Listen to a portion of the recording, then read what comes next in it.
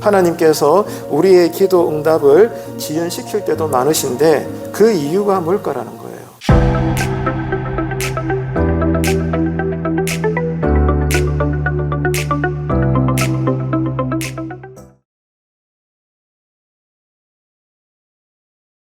오늘 또 저와 여러분이 그리스도인으로서 성도로서 이 하루를 사셨을 텐데, 성도는 어떤 사람일까요? 많은 것들로 우리가 설명할 수 있지만 오늘 읽은 이 불의한 처지에 놓여 있는 과부의 이 간절한 불의한 재판장에게 매어 달리는 이 이야기를 읽으면서 이렇게 우리는 설명할 수 있습니다. 성도는 하나님께서 우리에게 주신 믿음을 가지고 있는 사람들이에요. 우리가 만들어낸 믿음이 아니라 하나님이 우리에게 주신 믿음입니다. 그래서 성도는 하나님이 우리에게 주신 믿음을 소유하고 있는 사람으로서 그 믿음으로 신앙을 사는 사람이에요. 믿음과 신앙이죠. 오늘 또 저와 여러분은 믿음으로 신앙을 살았던 것입니다. 그래서 성도는 우리가 죽을 때까지, 주님 앞에 우리가 설 때까지 성도라고 한다면 모두가 똑같아요. 큰 고민을 안고 살아갑니다. 그 고민이 뭔가 하면, 한평생 우리는 구원받은 자로서 믿음이 무엇인가, 신앙이란 어떤 것인가, 이 믿음과 신앙에 대한 질문을 가지고 고민을 하면서 범인하면서 그렇게 살아간다는 거죠. 그러면서도 거기에 대한 분명한 신앙 고백을 하면서 살아가야 되는 사람들이 성도들이다, 그 말입니다. 그래서 오늘 밤에도 이 시간에 다시 한번 스스로에게 물어보십시다. 믿음과 신앙이란 어떤 것일까요? 그 말입니다. 오늘 본문은 여기에 대해서 우리가 여러 가지 관점에서 메시지를 담아 볼 수가 있지만 이 한 가지만큼은 변함없이 기억하십시다. 우리 편에서 기본적으로는 오늘 본문의 이야기가 우리에게 주는 교훈이 뭔가 하면 인내의 중요성이에요. 한번 따라할까요? 인내의 중요성을 강조하고 있습니다.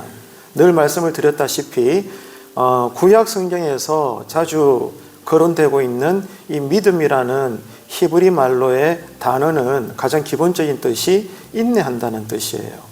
내가 믿는다는 것은 하나님 앞에서 하나님을 신뢰하기 때문에 기다리고 인내하고 참고 견딘다는 뜻입니다. 그게 믿음이라는 거예요. 그래서 오늘 이 본문에서도 불의한 재판관과 억울함에 놓여 있는 이 과부 사이에 치열한 이런 밀고 당김이 있지 않습니까?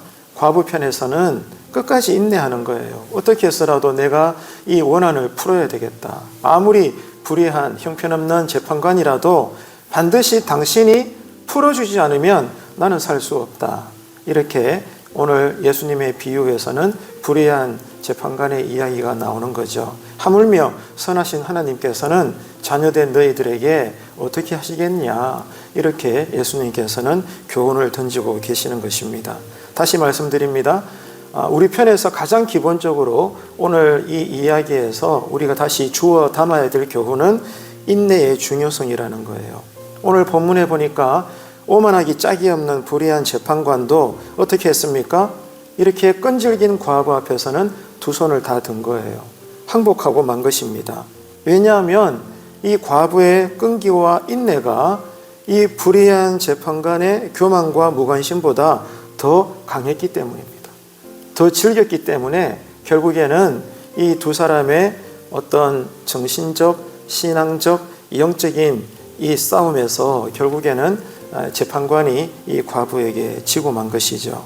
그러면서 이 비유의 핵심적으로 예수님이 하시는 말씀의 의도가 뭐죠? 선하신 하나님께서 너희들의 기도의 요청을 외면하시겠냐?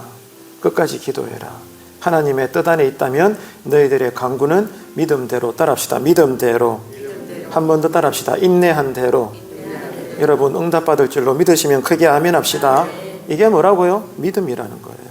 여러분 따라서 하나님의 자녀들은 오늘 밤에도 그렇지만 새벽에도 그렇습니다만 기도할 때 반드시 낙심하지 마십시오.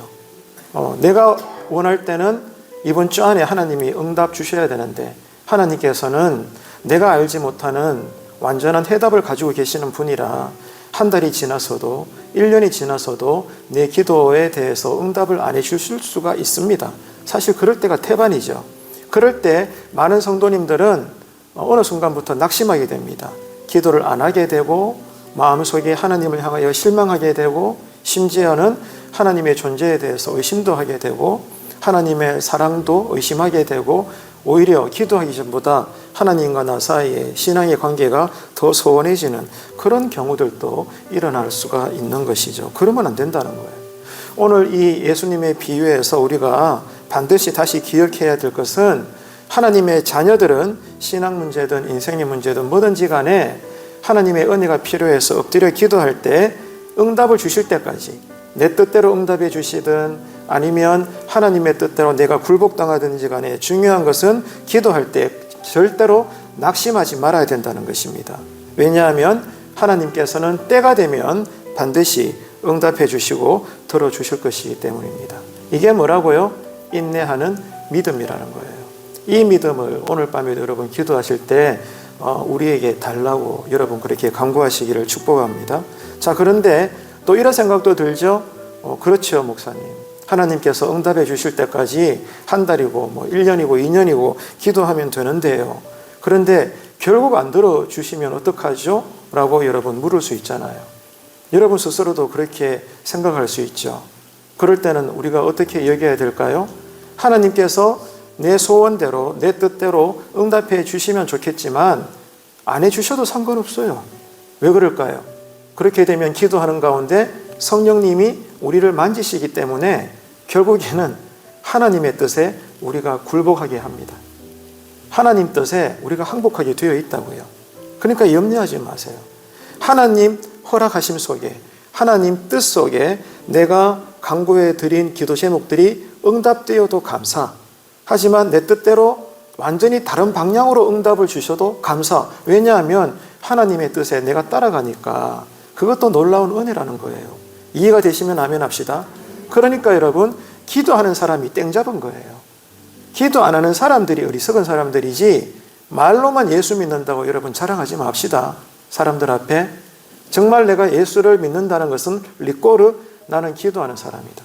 기뻐도 기도하고 일이 안 되어도 기도하고 어떤 인생의 환란에 접했을 때 뭐 하다 안 되어가지고 마지막 최후의 방법으로 기도하는 성도님들이 계실 수 있죠. 그 사람이 신앙 안에서 가장 어리석은 사람이에요. 여러분 이해가 됩니까? 그러면 언제 기도해야 돼요? 문제가 터지기 전부터 기도하는 거예요. 평상시에 늘 기도로 하나님과 교제하는 거죠.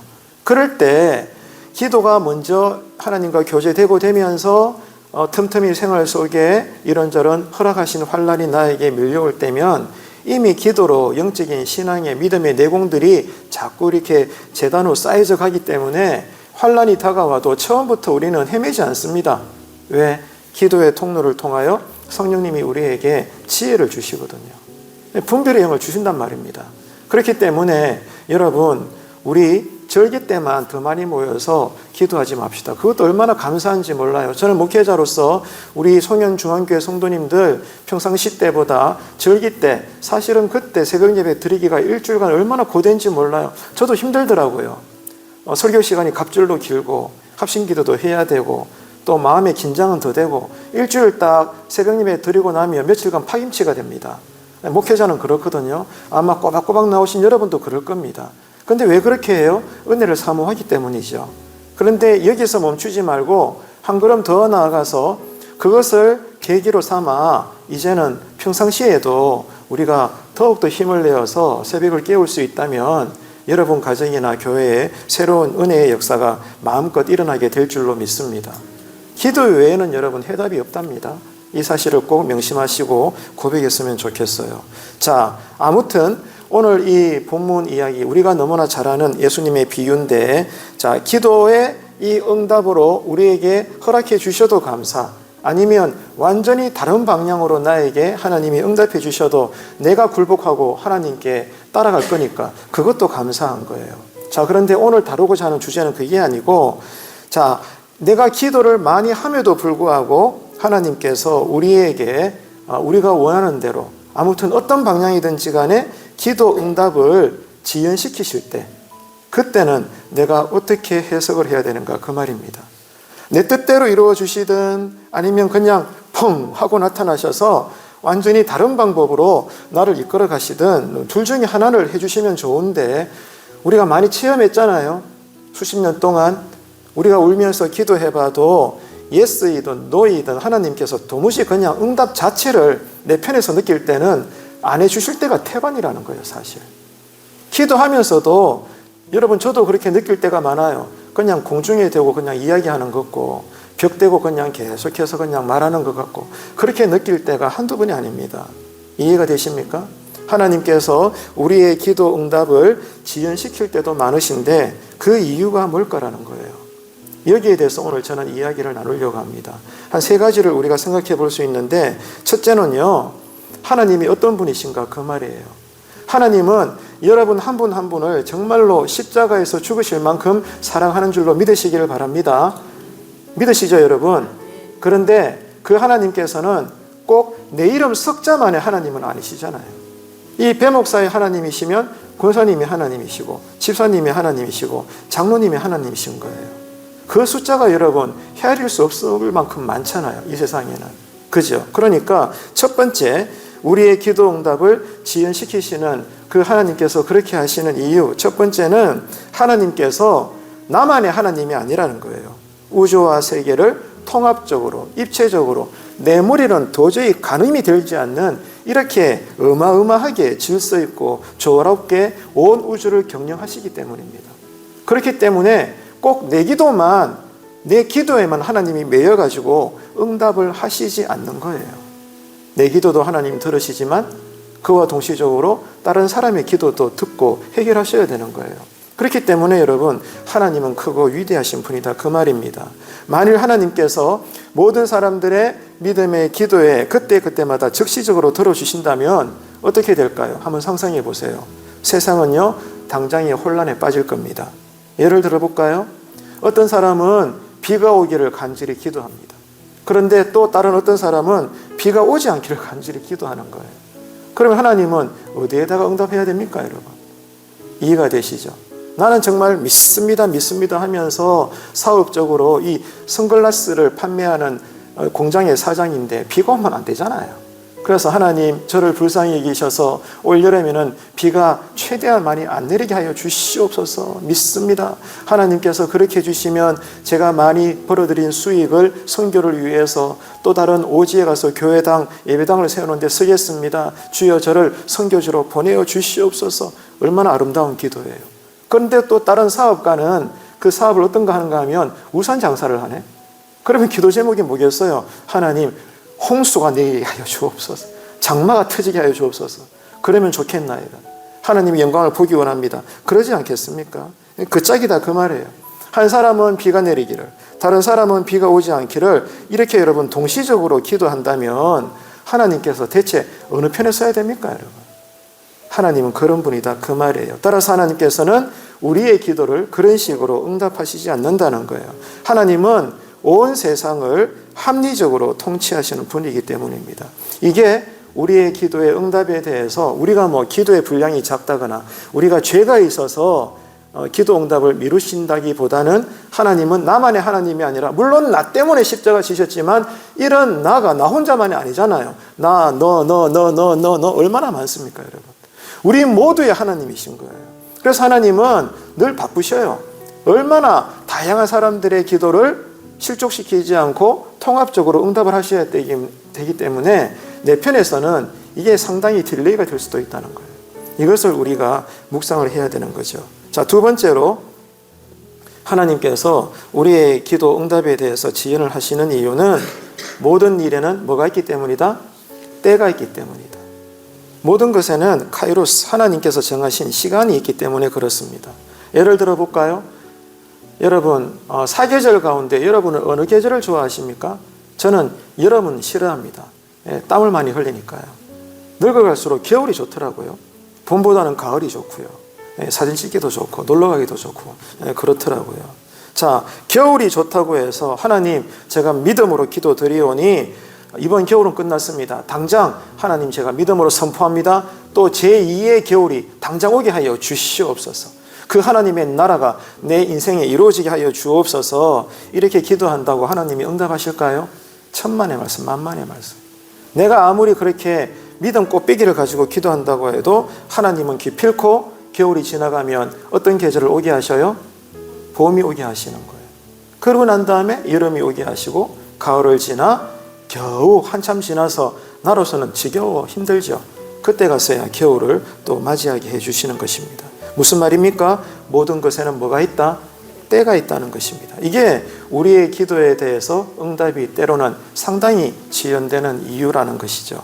세 번째 이유는 뭘까요? 이거 참 중요하더라고요. 하나님은요, 우리에게 관심이 있으세요. 나는 어떤 일의 결과나 어떤 환경의 문제나 이런 것들을 두고 염려하면서 하나님과 독고다이로 지금 기도하려고 하는데, 하나님은 그것도 소중히 여기시지만 언제나 그것보다 더 관심을 가지시는 것은 기도하는 나에 대해서 관심이 있다는 거예요. 하나님은 예배 장소를 찾지 아니하십니다. 하나님은 예배자를 찾으시는 거예요. 하나님이 예배 드릴 때마다 이 가운데 임재하시는 줄을 믿으시면 아멘 하십시다. 그러면 하나님이 이 예배 장소를 보시고 오시는 거예요? 아닙니다. 이 자리에 누가 있으니까? 예배자가 있으니까. 한번 따라합시다. 나는 예배자입니다. 믿으시면 아멘. 예배자가 있으니까 하나님이 이곳에 임재하시는 거예요. 우리 사이에, 이 촛대들 사이에 주님께서 왕래를 하시는 거죠. 그래서 세 번째, 우리의 기도가 생각 이상으로 응답이 미루어지는 이유는 하나님이 우리에게 관심이 있기 때문에 어떻게 하셔요? 우리에게 생명을 주셨잖아요. 생명의 특징이 뭐예요? 생명이라면 반드시 보여야 될 변화가 뭐예요? 어제보다 나은 오늘이 되어야 되는 거예요. 오늘보다는 내일이 나아져야 되는 거예요. 다른 말로 성숙되기를 원하는 거예요. 하나님은 기도하는 나에게 성숙되기를 원하는 거예요. 가정의 문제로 피눈물 흘리며 기도하는 나에게 성숙되기를 원하시고, 교회 문제로 염려하는 나에게 하나님은 나 자체에게 관심을 두시고 내가 성숙되기를 원하는 거예요. 이 아버지의 마음을 우리가 깨달아야 됩니다. 그래서 하나님은 나를 성숙시키셔서 그리스도를 닮아가는 온전한 사람으로 만들기 위해서 뭘 가르쳐 주시는가 하면 자꾸 기도 응답을 일부러 하나님이 미루시는 거예요. 그러면서 우리 안에 뭐가 자라나가요? 인내가 꽃을 피우게 되는 거예요. 인내가 열매를 맺는 거죠. 그 인내가 뭐라 그랬죠? 믿음이다, 이 말이에요. 이게 놀라운 하나님의 섭리입니다. 기도 응답을 미루시거나 내 기도에 대해서 거절하시는 것처럼 느껴질 정도로 침묵하시는 이유가 자꾸만 나를 인내하는 사람으로 만드는 거예요. 다시 말해서 기도가 길어지면서 내 믿음을 자라나가게 하시는 거예요. 이게 하나님 편에서는 키포인트다, 그 말입니다. 근데 우리는 그렇지 않죠. 당장 내 눈앞에 필요들에게 집착을 하면서 하나님 당장 돈 주셔야 됩니다. 건강 주셔야 됩니다. 지금 사업이 많이 흔들리는데 이 사업 붙잡아 주셔야 됩니다. 믿습니다. 우리는 이런 것들을 두고 기도하고 응답에 집착을 하는데 하나님은 아닙니다. 하나님은 거기에 관심을 두기보다 먼저 기도하는 나에게 하나님 다가오셔서 위로해 주시고 교제하기를 원하시는 거예요. 그렇기 때문에 하나님은 언제나 우리에게 가지시는 관심사는 우리가 거룩한 존재로 자꾸만 성화되어져 가기를 원하시기 때문에 그렇게 하시는 강력한 도구가 뭐냐 하면 우리로 인내하게 하시는 거예요. 이 하나님의 마음을 우리가 기도하면서 성령님께서 깨닫게 하시는 대로 기도하는 중에 여러분 느끼시게 되고 깨닫게 되셔서 이제 다른 기도가 막 열리게 되는 영의 기도의 자리가 되시기를 주님의 이름으로 축복합니다. 그런데 여러분 두려워하지 마세요. 그러나 결국 따라합시다. 때가 되면 하나님은 반드시 자녀된 여러분의 기도에 응답하여 주실 줄로 믿으시기를 바랍니다. 왜냐하면 우리 아버지 하나님은 선하시기 때문이죠.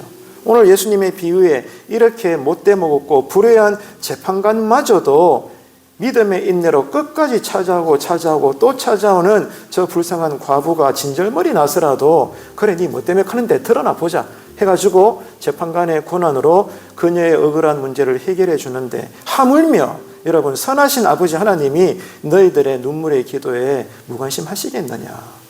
그런데 왜 너희들은 기도하기를 포기하고 낙심하고 기도 전보다 더 못한 상태로 돌아가냐고. 주님은 비유를 통해서 우리에게 말씀해 주시는 거예요. 여러분 오늘의 이 말씀의 교훈들을 우리가 믿는다면 이제 우리가 할 일은 뭐예요? 하나님을 계속해서 신뢰하는 것입니다. 하나님을 믿으십시오. 하나님을 신뢰하십시오. 하나님을 신뢰하고 믿는 사람에게 나타나는 현상이 뭐예요? 당연히 인내하죠. 믿으니까 기다리는 거죠. 언제까지라도 하나님을 믿기 때문에. 나를 버리시지 않는 하나님, 반드시 나와 동행하시고 함께 하시고 나를 쓰시고 나를 푸른 초장으로 마침내 인도하시고야말 하나님을 믿기 때문에 내가 기도는 드리지만 응답해 주시면 좋겠지만 다니엘의 세 친구들처럼 그리 아니하실지라도 언제나 하나님은 나에게 God is good, 선하신 하나님, 좋으신 하나님이라고 우리는 고백할 수가 있는 것입니다. 하나님을 신뢰하고 그러므로 여전히 우리가 인내하면서 영적으로 깨어 있다면 여러분, 논이 장독 깬다고 그런 사람이 뭐 할까요? 늘 기도하죠. 하나님을 신뢰하니까, 그러므로 인내하니까 그 과정 속에 계속 하는 게 뭐예요? 기도한다 이거예요. 밤낮으로 기도합니다. 쉬지 않고 기도합니다. 예배당에 나와서도 엎드려 기도하지만 버스 타고 가면서도 지나가는 거리를 보면서도 내 마음속에서는 계속 하나님과 대화를 나누는 거예요. 잠들기 전까지도 잠자리에 누워서 계속 내 영혼은 하나님과 이야기를 하는 겁니다. 이렇게 쉬지 말고 기도하는 24시간의 매일 하루가 되시기를 축복합니다. 여러분, 주님께서 세상 끝날에 찾고자 하시는 것은 다른 거 아닙니다. 오늘 본문에 보니까 어떤 믿음이냐? 인내가 수반된 믿음이라는 거예요. 내가 끝날에 너희들 중에 믿음을 보겠느냐? 주님이 한탄하시잖아요. 그 믿음이 뭐예요? 끝까지 하나님을 신뢰함으로 여전히 하나님을 신뢰함으로 인내하며 기다릴 수 있는 사람. 그럼으로써 여전히 기도하며 하나님과 친밀한 교제를 나눌 수 있는 사람.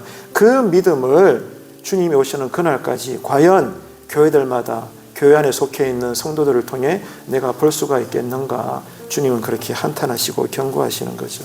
여러분, 그렇기 때문에 날마다 우리가 어떤 형편에 있든지 간에 계속 집중해야 될 것은 따라합시다. 끝까지 인내하며 기도하는 것입니다. 믿으시면 아멘. 이게 뭐라고요? 믿음이다 이 말이에요.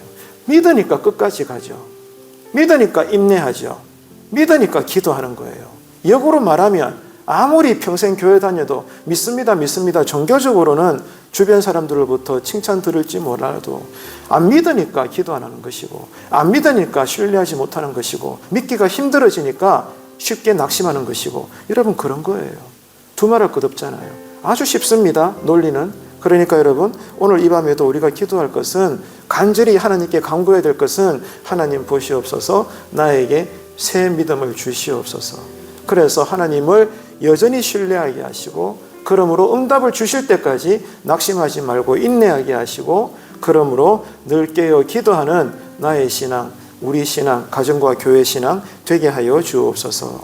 그렇게 나갈 때 때가 차면 하나님은 반드시 모든 당신의 자녀들, 성도들의 기도에 넘치도록 응답하여 주실 줄로 믿습니다. 이 은혜가 오늘 밤에도 날마다 우리와 함께 하시기를 주님의 이름으로 축원합니다. 기도하겠습니다.